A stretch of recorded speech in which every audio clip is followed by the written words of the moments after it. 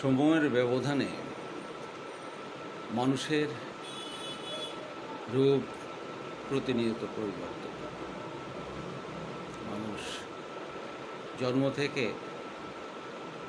মৃত্যু অবধি নানা রূপে নানাভাবে এই পৃথিবীতে অবস্থান করে।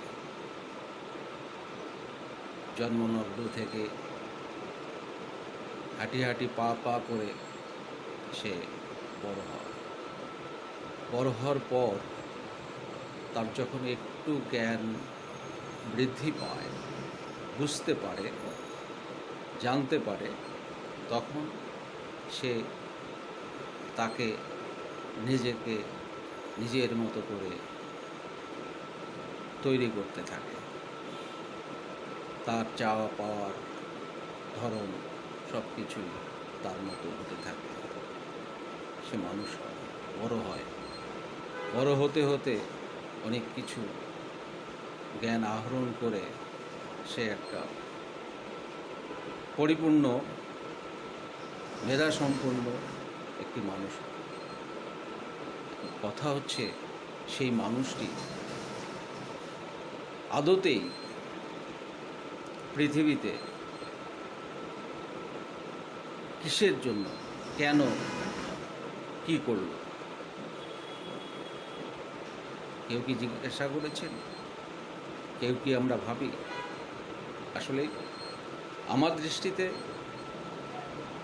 একজন মানুষ পৃথিবীতে আসেন, যদি আমরা আল্লাহকে মানি, রসুলকে মানি, তাহলে বলতে হবে যে আল্লাহ ইচ্ছায় আল্লাহ প্রেরণ করেন একজন মানুষকে পৃথিবীতে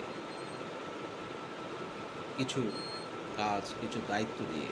সে দায়িত্বগুলো কি আমরা কিন্তু ভেবে দেখি না।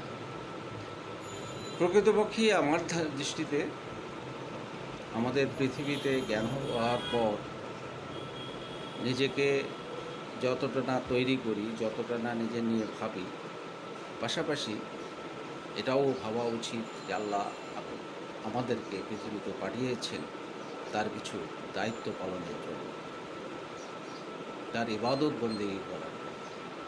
আমরা এটা কখনো করি, কখনো করি না, বুঝি না, এই আর কি। তো প্রকৃতপক্ষে আমার দৃষ্টিতে আমি যেটা মনে করি, যে পৃথিবীতে যদি জীবনের একটি সংজ্ঞা করি, তাহলে হচ্ছে যে জন্মলগ্ন থেকে